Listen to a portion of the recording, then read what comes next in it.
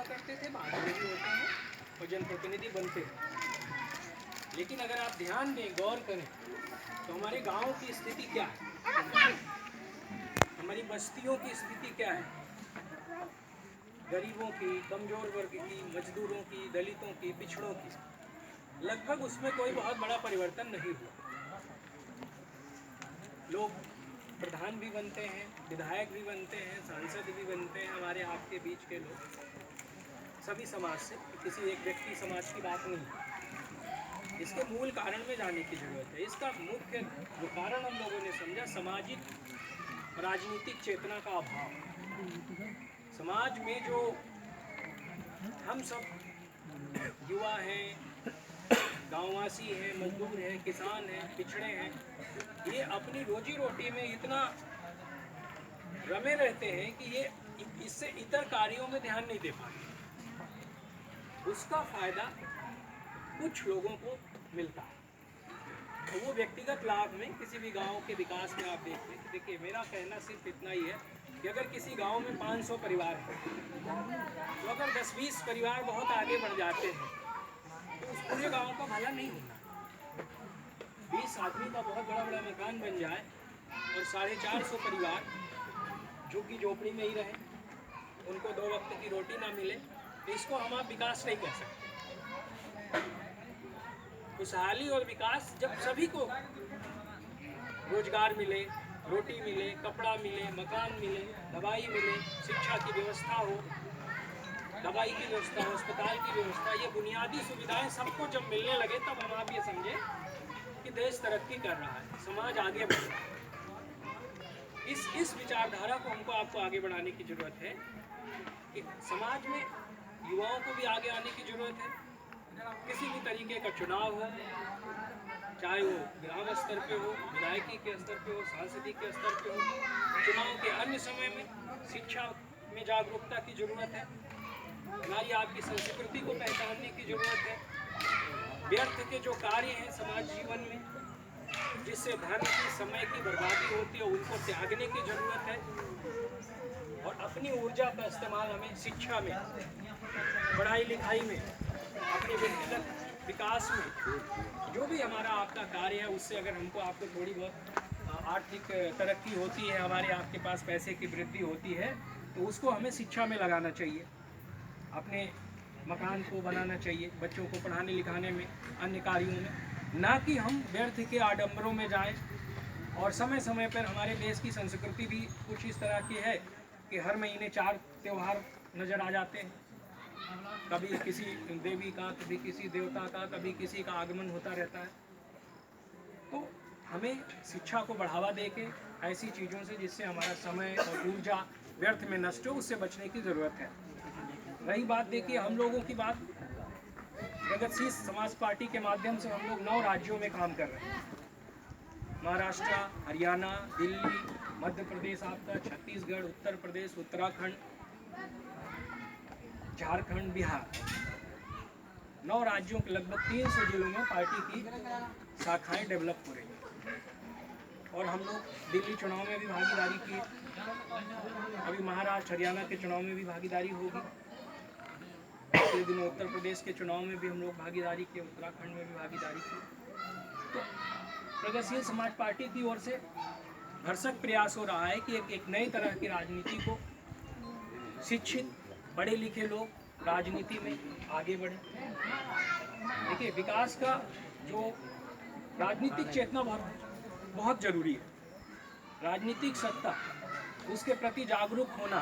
विश्वविद्यालयों में, degree colleges में हमारे छात्र जाते हैं, वहाँ पे भी तरह तरह के कार्यक्रमों में, आयोजन में भाग लेना चाहिए। गांव स्तर पे देखिए, बहुत पहले हम लोगों ने एक जागृति युवा मंच कर, एक इसके अलावा हम लोगों का एक सामाजिक फोरम है MDF संगठन करके, उसके माध्यम से गांव-गांव, कई राज्यों में भी हम लोग सक्रिय हैं, और स्थानीय स्तर पे, गांव स्तर पे जागरूक युवा मंच नाम से एक संगठन चलता है, ग्राम सभा स्तर। इसमें देखिए हर गांव में, जैसे इलाहाबाद विश्वविद्यालय में कौन पढ़ता है, किसी ना किसी गांव से ही गए छात्र हैं। हर गांव से 2, 4, 10, 20 बच्चे पढ़ लिख के उच्च शिक्षा के लिए बाहर जाते हैं। और हर गांव से कुछ लोग पढ़ लिख कर नौकरी और समाज सेवा में आगे बढ़ते हैं। तो ऐसा नहीं है कि वो अपने गांव में नहीं आते। इलाहाबाद विश्वविद्यालय में पढ़ने वाला जिस भी गांव का होगा, छुट्टियों में अन्य समय में अपने गांव आएगा। इंजीनियरिंग कॉलेज में जो पढ़ रहा है, कोई बच्चा पॉलिटेक्निक में पढ़ रहा है, कोई कहीं पढ़ रहा है, तो अपने गांव भी लौटता है। तो अगर हम गांव में एक सामाजिक समरसता का माहौल बनाएं और एक क्लब टाइप का कुछ साप्ताहिक बैठक 1-8 घंटे की रखें पढ़ने लिखने वाले, देखिए होता क्या है कि जैसा हम माहौल बनाएंगे वैसा ही विकास होगा। शादी ब्याह में हम आप क्या देखते हैं, जहाँ जैसे कभी कोई बारात जा रही है, 100-200 लोग इकट्ठे हुए, तो 1-8 घंटे बाद आप देखिए अलग अलग गुट बन जाते हैं।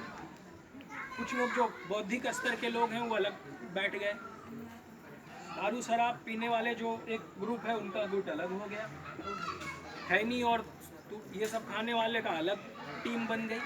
कहने का मतलब समाज जीवन, देखिए सिमिलर नेचर अट्रैक्ट्स, समान स्वभाव के लोग एक दूसरे को आकर्षित करते हैं। तो अगर गांव में हम शिक्षा का माहौल बनाएंगे, पढ़ने लिखने का माहौल बनाएंगे, जागरूकता का माहौल बनाएंगे, तो उसका असर धीरे धीरे फैलेगा और गांव के लोग जागरूक होंगे, शिक्षित होंगे, पढ़ने लिखने की भावना जगेगी।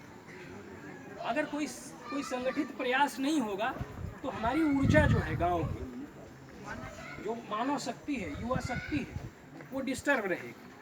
कुछ लोग किसी दिशा में बढ़ेंगे, कुछ गलत दिशा में बढ़ जाएंगे, कुछ किसी दिशा में बढ़ जाएंगे और पर्याप्त समय होते हुए भी उसका सही सदुपयोग नहीं हो पाएगा। ये जिम्मेदारी किसकी होती है? किसी भी चीज़ की जिम्मेदारी किसकी है?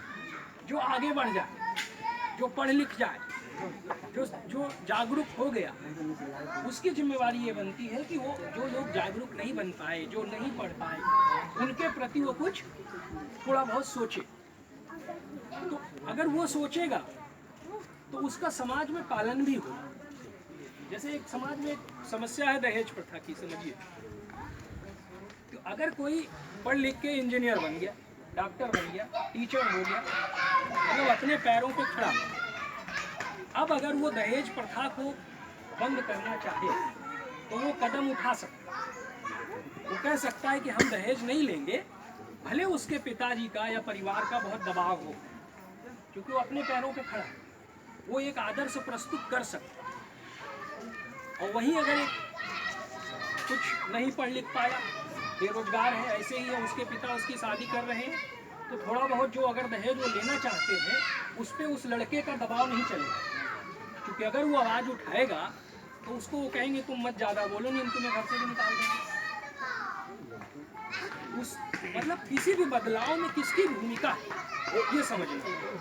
जो आगे हो गया, जो जागरूक हो गया, जो पढ़ लिख गया, एक पढ़ा लिखा जो BSc कर रहा होगा गांव में लड़का, अगर वो अपने ही गांव में छोटे बच्चों की 1 घंटे की निःशुल्क क्लास लगा देगा फ्री में, 6ठी 7वीं 8वीं में 5वीं में पढ़ने 1 घंटे कहीं पेड़ के नीचे दरी लगा के गांव के बच्चों को बोल दिया कि जो बच्चे कमज़ोर हैं, पढ़ना लिखना चाहते, तो मैं हर दिन आधे घंटे यहाँ बैठता हूँ, हमसे पूछ लो, तो उस गांव के बच्चों का फ़ायदा भी होगा और कोई उसको बोलेगा भी नहीं।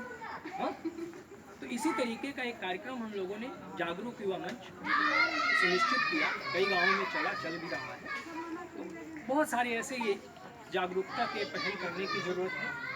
और राजनीतिक, देखिए राजनीतिक चेतना तो बहुत ज़रूरी है। हम किसी भी दल से हों, किसी भी पार्टी से हों, यहाँ किसी दल विशेष की बात नहीं है। हम यहाँ बैठे हैं, हमारी आपकी विचारधारा अलग अलग पार्टी, अलग अलग दलों से हो सकती है। हमको आपको करना क्या है, हमको आपको देखना है कि सही क्या है, गलत क्या है, हमारे गांव का भला किससे होगा, कैसे होगा। हम स्वयं सजग रहें। हम हमारे जो नेता हैं, चाहे वो बड़े स्तर के नेता हों, चाहे छोटे स्तर के नेता हों, उनके गलत प्रलोभनों में हम ना आए। हम सही और गलत का फैसला सीखें कि हमारे गांव की भलाई किस चीज़ में है, हमारा भविष्य किस चीज़ में बनेगा। उस चीज़ को देखते हुए कोई भी चुनाव, प्रधानी का चुनाव हो, विधायकी का चुनाव हो, और हम तमाशे की ओर भी ना जाएं, एक दिखावे में न जाएं कि जो भी आज के दौर की राजनीति क्या है। आज राजनीति एक बिजनेस बन गई है, एक व्यवसाय बन गई है हमारे लिए, किसी के पास 10-20 हज़ार रुपया है तो छोटी सी दुकान खोल के वो धंधा करता है, किसी के पास कुछ और पैसे की व्यवस्था है तो बड़ी दुकान है। तो आज के दौर में हमारी यहाँ देश की व्यवस्था में राजनीति एक बिजनेस बन गई कि चुनाव में करोड़ों करोड़ रुपया हमारे नेता फूकते हैं, चुनाव प्रचार के नाम पे, मतदाताओं को बांटने के नाम पे, उनको कुछ लोभ लालच देने के नाम पे, और फिर हम आप उन चीज़ों को समझ नहीं पाते। हमको आपको लगता है कि ये नेता तो 10 गाड़ियों से चल रहा है, बहुत भौकाल है इसका, और हम आप अंधभक्ति में किसी तरीके से हम उस दिखावे में आ जाते हैं, और हमारे पास जो अधिकार होता है एक 5 साल बाद आता है वोट देने, और उसको हम खो देते हैं। फिर उसके बाद फिर हमारे आपके पास अधिकार नहीं रह जाता। हमें समझना चाहिए कि जो आपके विकास के लिए काम कर सकता है, जो आपके बीच में रह सकता है, उसको हम कैसे पहचान सकते, कौन हमारे गांव के भले के लिए काम करेंगे। इसमें युवाओं की बहुत बड़ी भूमिका है। पढ़ाई लिखाई भी करना है और सामाजिक और राजनीतिक तौर पे जागरूक भी रहना है। हमें भला बुरा विकास ये सब चीज़ों को समझना पड़ेगा, और किस तरीके से कहाँ क्या फ़ायदा हो सकता है, हमारे गांव का भला क्या हो सकता है। उसमें हमें किसी दल की ओर नहीं जाना, किसी व्यक्ति की ओर नहीं जाना। गांव की भलाई के लिए अगर सड़क बननी चाहिए तो फिर बननी चाहिए। वो बनाने के लिए कौन जिम्मेवार है? अगर प्रधान जिम्मेवार है तो हम पढ़े लिखे लोग प्रधान को कहेंगे, अगर विधायक जिम्मेवार है तो हम विधायक के ऊपर दबाव डालेंगे। वो किसी भी पार्टी का, किसी भी दल का, इससे हमें लेना देना नहीं होना चाहिए। हमें लेना देना ये होना चाहिए कि अभी जो भी प्रधान बन गया, जो भी विधायक बन गया, जो भी सांसद बन गया, उसका दायित्व है कुछ बनने के बाद क्या वो कर रहा है कि नहीं कर रहा। लेकिन आज क्या हो रहा है, आज हमारा जो भी विधायक सांसद मंत्री बन जा रहा है उसको माला पहनने से फुर्सत नहीं है। थोड़ा आजकल सोशल मीडिया आ गया तो कार्य कुछ हो रहा है नहीं हो रहा है, लेकिन सोशल मीडिया में दिन भर यहाँ स्वागत हुआ, यहाँ ये हुआ, यहाँ माला पहनी, यहाँ कार्यकर्ताओं ने किया, यही होगा। और जिनको हम आप विधायक बनाएंगे, जिनको हम आप सांसद बनाएंगे, वही तो नीतियाँ बनाते हैं। तो हम आप इसको क्षणिक रूप में ना देखें कि आज हमने वोट दे दिया, खत्म बात। जो सदन में बैठेंगे जो लोग, वही नीतियाँ बनाएंगे। और वो नीतियाँ क्या बनेगी? आज जैसे बेरोजगारी कितनी बढ़ी हुई है, इसी सरकार की बात नहीं है, पीछे की सरकारों में भी अगर हम आप देखें तो हमारे युवाओं में क्या काबिलियत नहीं है, नौकरियां नहीं मिल रही हैं, कंपटीशन हो रहे हैं।